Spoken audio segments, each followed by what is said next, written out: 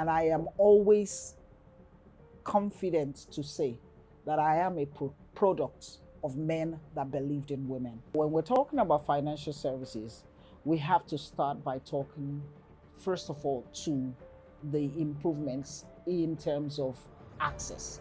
So financial inclusion, access to finance. And now when I'm talking about access, I'm not talking about just geographical access. So people in the hinterlands through digital technology, farmers, traders, market people are now able, because of technology, to access banking and financial services that they would not have had before. The younger generation also needs to, gradually make that mindset shift, right? Yeah. From just pursuing vanity metrics, from pursuing, short-term gains and goals, but to actually think long-term.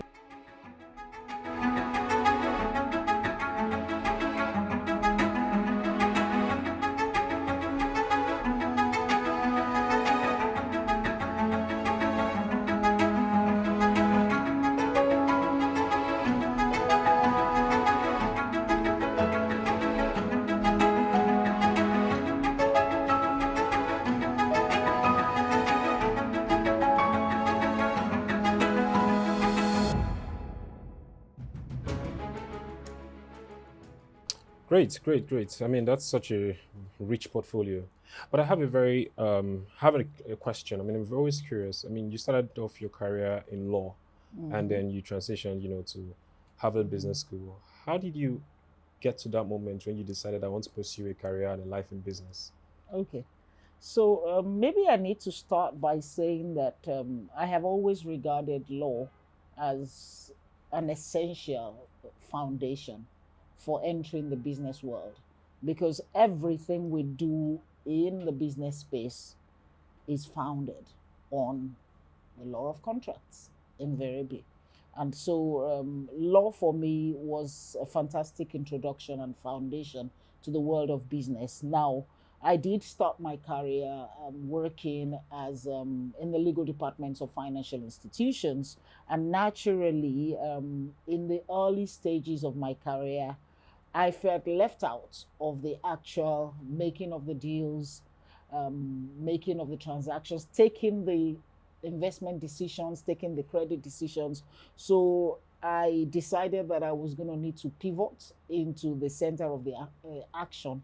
One of the things about me is wherever I am, I want to be at the heart of what is being done. So the gravitation to finance was like a natural move for me, because I wanted to be a part of. I didn't want to be cleaning up after things had gone bad. One of the problems sometimes when you work in the legal department of a financial institution is that they seal the deals with little regard to you, and then when it goes bad, they come to you and ask you to clean up. I didn't want to clean up after anybody. I wanted to be at the center of what was happening. And not because of ego, but I just felt that if my perspective was taken on board at the beginning, then the value that I bring to the table would have been included in the entire process of rational decision making, and that the organization will ultimately be safer. And so I moved first from law to commercial banking, and very rapidly to investment banking. And I've been in investment banking for close to 3 decades now. Brilliant. I mean, I think there's so many people who find it very difficult to navigate and move from one, line or lane to the other. And I think it's just been very, very remarkable and very, very respectable what you've achieved in 3 decades. Thank you. I always say that you should look for the closest point between where you are and where you want to be. So I am a firm believer in pivoting. So you don't on day one, decide that you're going to jump to the end of the bridge, but you look for the closest points of that bridge to where you are now. And then you make that initial step, and then you step again and step again. And obviously, one of the things I will always say to people is personal development is critical. So one of the tools that helped me to make that pivot was that I am a consistent, continual, unrepentant learner. I am always learning.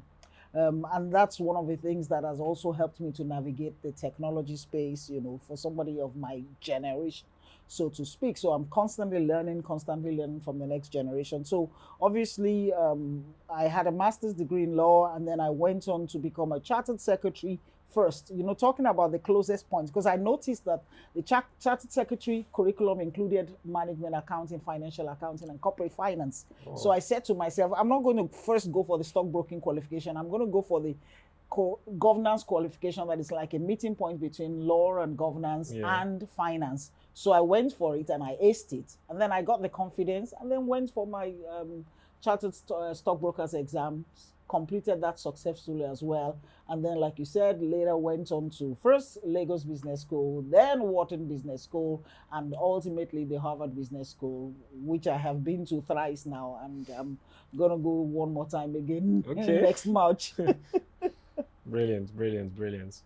You've told me that you were in the markets, in trading stocks, taking investment decisions for an insurance company.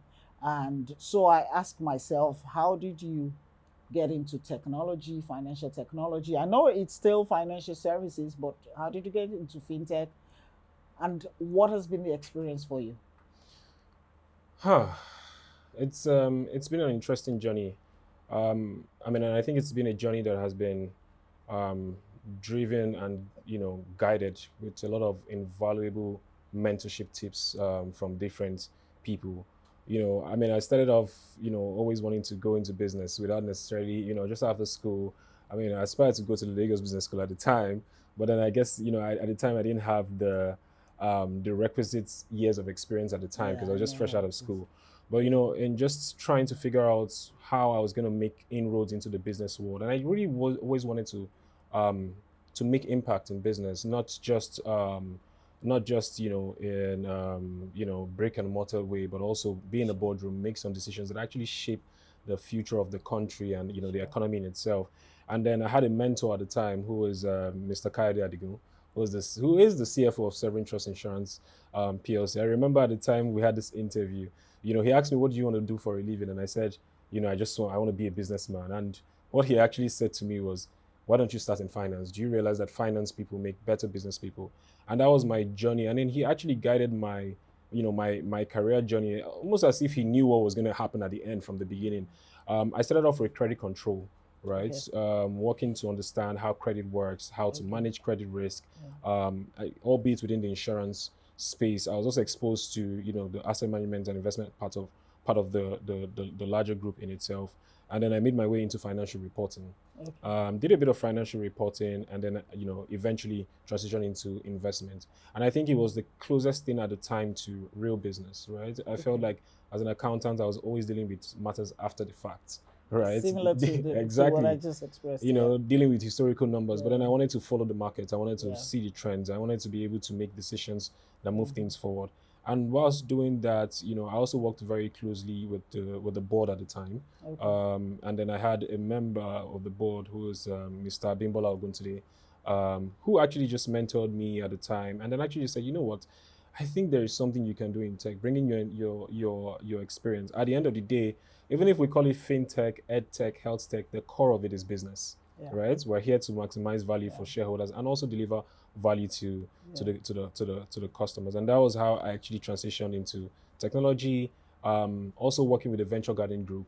I got incredible mentors, Bumi Akinyemiju, Demola Idowu, Kumie Demoren, who really took me on, mentored me, and then actually gave me the wings to fly, actually enabling me to grow from, just trying to find my footing in tech. What does API mean? What does this mean? And then, transitioning from there on to building and starting Advancedly in itself. Amazing. But I have a question. I mean, you've been very, very passionate about women empowerment in finance in itself. Over the years, over the last 3 decades that you've been in the business world, what do you think has really changed from how it was before now to how it is right now, and creating an environment for women to actually come through, thrive, and actually show that they can actually contribute, at the board meetings and the table and make decisions? Great question. I'm going to approach it in a three-pronged way. So let me start with the women themselves. I think a lot has changed. Women today demand more from life. Our women today are more independent. Our women today are more assertive in terms of their expectations, especially in their career lives. And then, very importantly, there's so much more entrepreneurship. And so I understand, for example, that Sub Saharan Africa has the largest proportion of female entrepreneurs anywhere in Interesting. the world. So you find women now having a passion to create a business of their own and to drive that business to success. So these are all things that have changed from our time when it was assumed that a woman will get a job in the civil service, or a woman will essentially stay at home.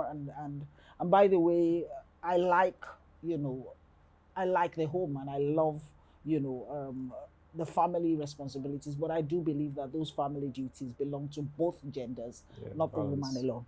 Now, secondly, the men, the attitude of the men. So you reeled off, your list of mentors, and I am always confident to say that I am a product of men that believed in women. And so when we talk about the gender aspirations of today's the modern businesswoman, the modern woman in technology, I am always very clear to say, look, we must not approach this from the adversarial perspective. It is not us against them. It is a collective mandate to ensure that the world gets the best of all these resources, human capital resources that are available. And that means we leverage the resources that the women have and we leverage what the men bring to the table. So I have been mentored personally by great men. And these great men, the first of whom was my father, my earthly father, amazing, amazing, amazing person. There was nothing he thought that his daughters could not do or could not be. And he never discriminated against us in any opportunity. In fact, he tended to give the women, send us to better schools, because I think he knew that we were going to be, contending with much more than the men. Of course, I have been mentored by my, who is still my chairman on the board of Transco, Tony Lumelu. I have been mentored by my former chairman in the group that I worked in before that, and my husband continues the work of fathering. And by the way, I am one of those that believe that mentors are not just people who are older than you. So there are a lot of young people. My son, for example, I love his incredible work ethic is one of the things that encourage me. So a lot of great things, that have happened. The last perspective that I will look at it is the institutional framework. And so I like a lot of the reforms that have happened. And if you look at, for example, women's participation on boards, for example, in Nigeria, and you look at the statistics before we had the central bank guided reforms that mandated a 30% representation on the boards of banks by women. And you compare with, we had the women female participation go up from like 14% to like 28% on the boards just because of that favorable reform. So I believe in positive affirmative action. I believe that there are some institutional, frameworks that have supported us, and we need to double down on it if we're going to see the change that we want to see. Yeah, I mean, speaking of mentorship, I hope after this that you'd find me a worthy mentee in itself. You will be very welcome. Thank you so much, Ma. I think I mean that leads me to the second question that I have really, which is just you've spoken about the evolution that has happened, the CBN reform and all of that type of stuff, and just while speaking earlier, I also just felt led to ask the question around there's been a technology evolution over the last couple of decades. I mean, and you've seen all of these things happen from the more analog to the more digital world that we're in right now. How would you say that technology evolution has impacted the finance and business world in Nigeria and Africa at large? Awesome question. Let me start by saying that I am fully convinced that technology is at the heart of every positive expectation that we can have, not just in financial services, but in the entire business world. So technology is going to drive everything that we do from here onwards. And now, when we're talking about financial services, we have to start by talking, first of all, to the improvements in terms of access. So, financial inclusion, access to finance. And now, when I'm talking about access, I'm not talking about just geographical access. So, people in the hinterlands through digital technology, farmers, traders, market people are now able, because of technology, to access banking and financial services that they would not have had before. Then you look at the also down the to the bottom of the pyramid. So you also look at financial inclusion going down to the bottom of the pyramid again, leveraging digital technology. Then you begin to look at speed and accuracy and quality of financial services and real-time settlements, payments, for e-commerce, for all kinds of financial and commercial transactions. So including what happens when I go to the hairdresser, including what happens when I buy goods, by the roadside. Every single person can now be paid, as long as they have a phone in their hands. I think we can't underestimate the importance of that. And then you look at, for example, look at Africa, and you look at regional trade, and you look at initiatives like the PAPS by Afrexim Bank that says that I can import kente from Ghana, to, let's say I'm a Nigerian fashion designer, to make clothes for my people, and then I can settle those trades in Naira, and the company in Ghana will receive CDs, as opposed to the mutual dependency on the dollar as a means of exchange, part of which has driven the exchange rate for African consumers. So again, look at how technology is going to shape that space and continually enable us. And then when we now begin to look at blockchain technology, and we begin to look at even a lot of the digital financial assets, and you realize that I'm going to settle without the traditional currencies ultimately, and it's going to firm up our local currencies, and very importantly, it's going to ease our financial transactions. So a lot is happening and will continue to happen out of technology. Of course, quality of services. For me, for example, through some of the apps we've developed, the Emerging Wealth app, the Fundal technology, we are now increasingly able to deploy artificial intelligence, use bots that will get familiar with you, with your risk appetite, with your spending habits, and begin to design investment options that will be attractive to you, and begin to deliver personalized solutions to you. Those are some things that I'm looking forward to. So I'm totally excited and enthused by the possibilities of technology. And by the way, yes, our sponsors are MTN, and the foundation for all this in Nigeria was really the revolution in terms of the introduction of digital technology through these lines that we enjoy today. No, brilliant. That's the reality of it. Everything is underpinned by that. No, brilliant. So I have a question for you. How do you think, yes, you've talked about your mentors, but how do you think the financial services sector has welcomed the younger generation, and specifically the fintech company? Has it been seeing you guys as a threat that need to be quashed? Has it been as collaborators that need to be embraced? And what do you think is going to happen going forward?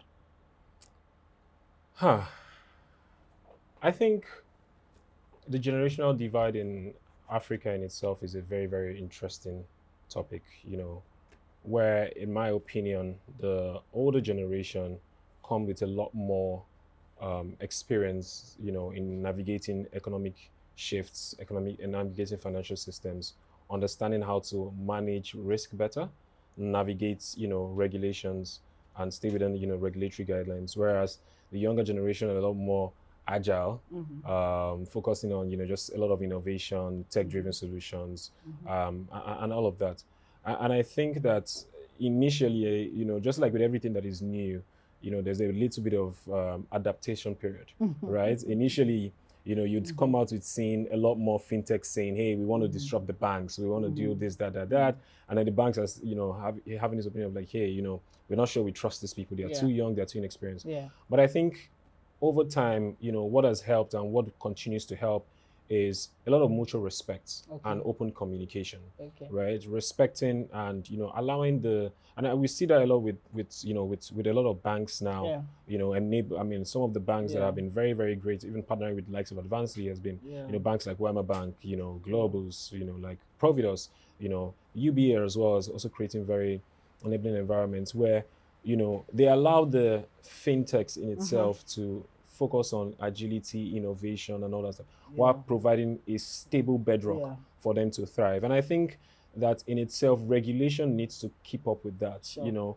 I feel like regulation, as a word today, a lot of regulatory guidelines as a word today, is caters a lot more to traditional institutions, but has Yeah. not necessarily kept pace with, the Yeah. innovative solutions that are driven by Yeah. fintechs and all Yeah. those technology That's a technology companies that's a today. reality. And I think that creating regulatory guidelines that Yeah. protects the consumers, protects the Yeah. customers, because that is very, very important, but also Yeah. allowing these fintechs Yeah. to to innovate, to thrive, would allow for a more robust African financial sector and economy in itself. Absolutely. I Yeah. want to kind of, hopefully, as we round up our conversation, I want to kind of proffer some kind of suggestions for young people Yeah.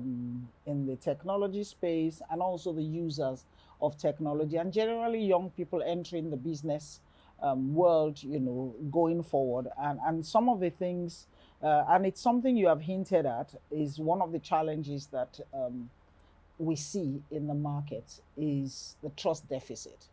Yes. And you have to, as a new entrant, as a young person, you have to recognize and accept that there is the feeling that perhaps, or questions around, can we rely on you? Can we depend on you? Yeah. And so I think it's very important to put within your business operations some strong structures in place that will address those concerns ab initio. So in terms of governance, in terms of transparency, in terms of having either an advisory or a proper board as early as possible, in terms of ensuring that there is sufficient and advanced communication about what your internal processes are like. Yeah.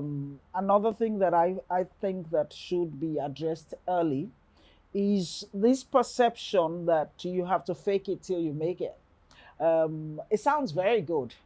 My issue is that the minute it is sensed that you are faking it, you're gone. Yeah. And so rather than having this perception that I'm going to need to spend a huge load of money before I can start anything, and so what I'm going to do is essentially just use whatever I have to create a facade. I actually think that people should be real, and people should start at whatever level they are. And then as those who are watching see what you have been able to do with so little, they can then begin to support you. So I love a lot of the apps that are coming up that essentially allow you to start your business as low as possible and operate purely, for example, on social media and all these platforms, and then begin to grow over time. So I am in favor of delayed gratification. I am in favor of transparency. I'm in favor of modesty, and very, very much in favor of what I'm going to call a very judicious utilization of resources. Yeah. So whilst knowing that you're going to need to spend a lot to create awareness, but I think there is a need for some balance somewhere along the way. I don't know whether that is making sense. Oh no, it makes a lot of sense. And I think that we're also in a very, very unique time, right? Yeah. Where we've never had more information Yeah. ever than we have today. Yeah. And I think that allows for a lot of strategic thinking, Yeah. especially on the younger generation, Yeah. right? On the newer generation. Yeah. For folks to be able to make strategic decisions that allows capital or limited resources, because resources are finite, right? They're not infinite. To Absolutely. go to areas that makes the most impact, both for growth but Absolutely. also for sustainability. Absolutely. I think sustainability and gradually we need to, I mean, I think the younger generation also needs to, gradually make that mindset shift, Yeah. right? Yeah. From just pursuing vanity metrics, from pursuing, You've got it. short-term gains and goals, Yeah. but to actually think real- long-term sustainability. And I Absolutely. think that's where a lot of mentorship comes in with the, with the older generation to be able to say, hey, we've seen it all. There are cycles, there are highs, there are lows, there are dips in the market and all that type of stuff. But then, there's something where that we always say sometimes, which is, how do you build a camel, not just a unicorn that is here and gone tomorrow? A camel that will withstand every season, every weather. Every deep and come back. And that's where, that collaboration within, the older handshake across the generation and, generations. the younger generation would really, really Amazing. help bolster the general Amazing. economy. Amazing. And I guess where everybody needs to then see the opportunities for that collaboration is to know, for example, that we're now operating in a borderless world. And so the opportunities come from everywhere. Yeah.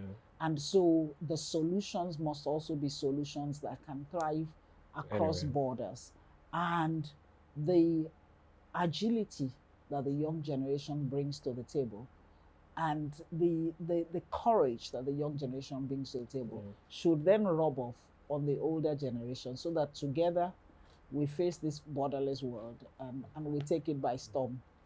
It's been really great talking to you, Lotanna. Yes, ma, it's been great that was to Toyin. And I really, really hope that this conversation enables a lot more collaboration, a lot more participation from the financial institutions, the banks, and the regulators, and also the new generation of tech companies to really just work towards one Africa, greater economy, and then shared prosperity. Thank you so much, Dr. Toyin. Nice talking to you. Likewise, man. Thank you. Yes. Sure. Just need the response. Okay. So if you could, are we still recording? Yeah. So if you could explain your career with a song or a movie, or if you could describe your career with a song or a movie, what song or movie would that be? A song or a movie?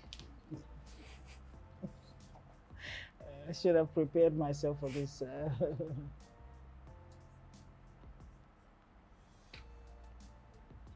Maybe he should go first. Okay. So same question. Look at this camera. Yes. Yeah. A song or a movie?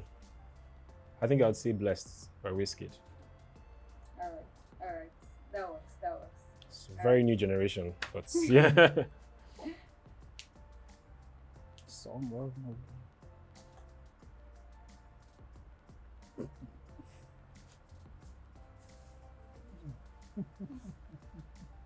Song or movie? I love movies a lot, but now I'm trying to say to that represents my life.